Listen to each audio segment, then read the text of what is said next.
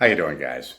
It doesn't take much to turn somebody's life upside down, whether it be loss of a job, loss of a spouse, whether it be through death, divorce, or by some other means. Generally, I've noticed a lot of people, especially if they go through a divorce or their spouse has passed on, either they stay alone for a very, very long time, or they try and get remarried as soon as possible just to fill that void. And in most cases, it ends up with you have disastrous results. I had gotten out of a very bad marriage in the late 80s.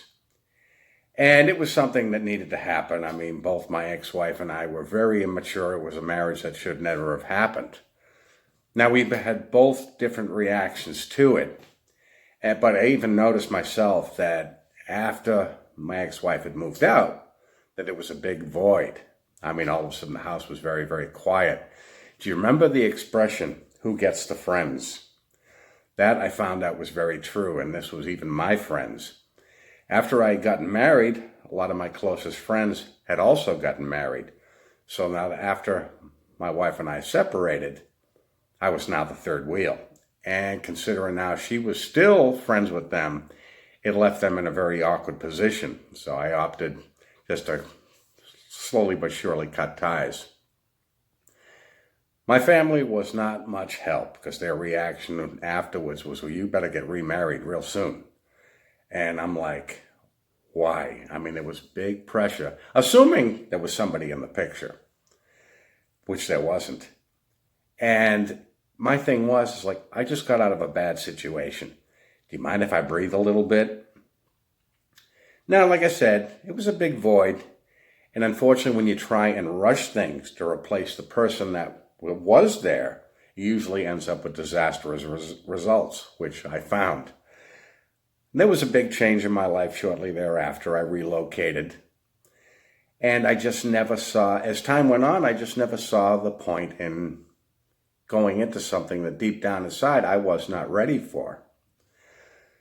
I found out sometime later that my ex-wife had gotten remarried within the year, which told me one of two things. She felt the need to be married, or that this person, like I found out, was in the picture while she and I were married. Oh well, I hope she's happy now. My grandparents had been married longer than most people were on the planet. And have you ever noticed married couples, when you get to know them, you can't see one without the other. They come as a set.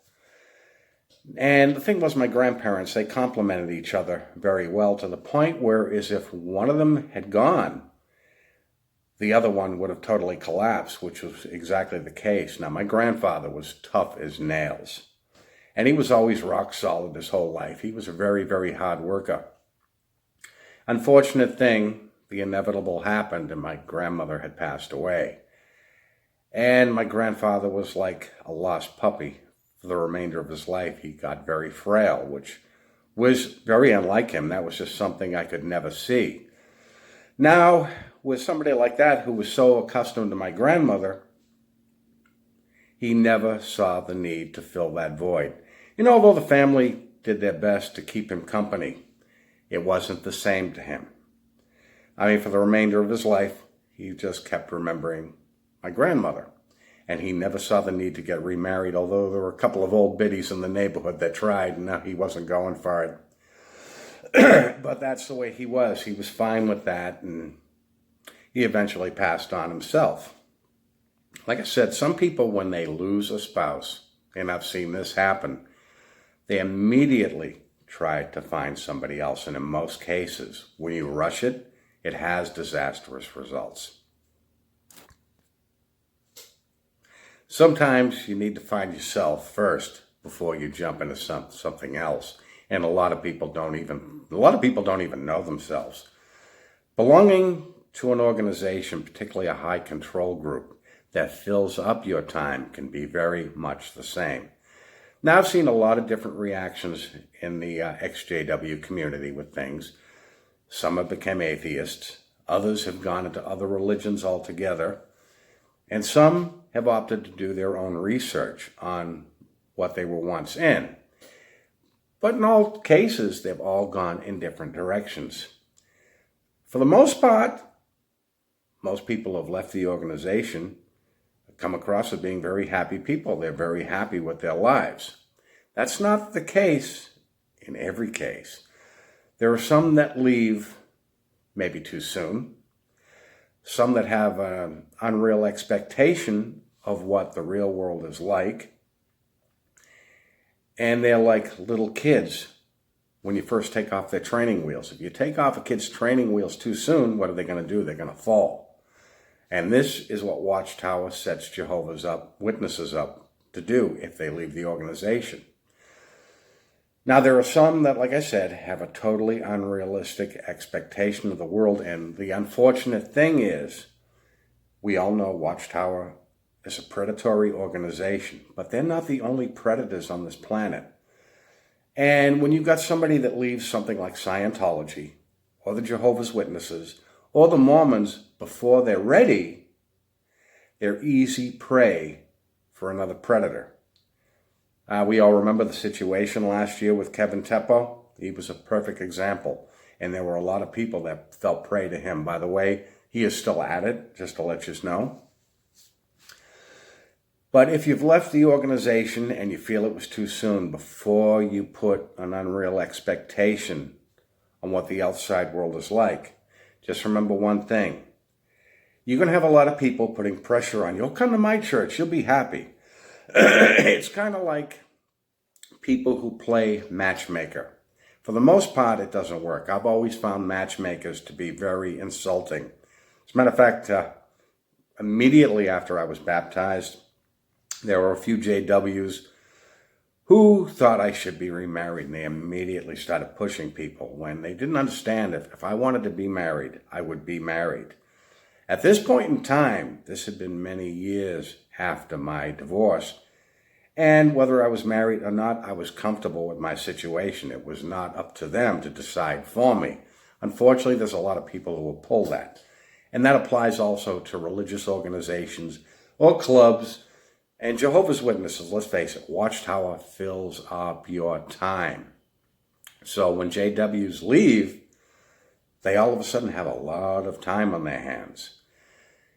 It was different with me because my last 6 years in, it was time I didn't have for them. So when I walked away, I mean, I barely had free time as it was. I was fine with that. I didn't need to fill it up with something else.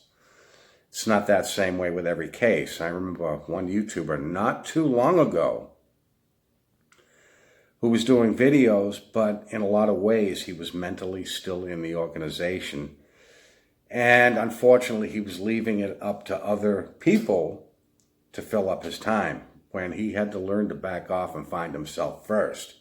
And unfortunately, with that kind of attitude, you're prey for other predators, and you really have to be careful. If you're one of Jehovah's Witnesses and you're considering leaving, and many are, you don't necessarily have to fill up the time immediately. Adjust your life accordingly, because there's a lot of adjustments personally that you have to do first before you start filling your outside life up. Like I said, it's getting out of a bad marriage or a spouse passing away, which is out of your control. You do not have to replace that spouse immediately. I remember at my cousin's wedding. Now, this is going back to the 70s. During the wedding reception, I kept running into this guy there, and he kept making a point to tell me, I've been through this 3 times. He said it to the point where it was annoying, and I'm like, dude, that's nothing to brag about. He eventually just walked away, and that was the last I heard of it. But that's the problem with people that get remarried too soon, is it usually has bad results. And a lot of people don't realize that if you split up, it's usually just not one party, it's both. And you may want to have to work on yourself first before you even ever consider getting remarried. And the same thing applies with a religious organization or any time-consuming organization. First of all, you don't need a religious organization or a club tying up that much time, dictating to you how you should live your life. And this is what Watchtower does.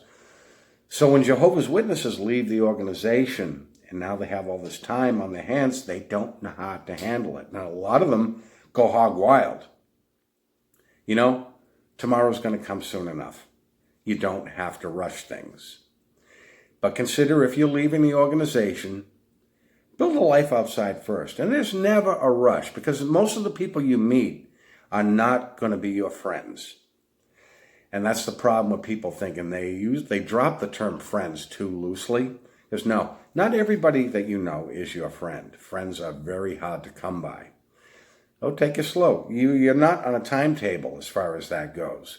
Whether it be a spouse, a religious organization, frankly, me, I'll never belong to another religious organization again. As far as marriage goes, I can't say whether I'll do it again or not. I don't know, but I've been single now for a lot of years, and I'm fine with that.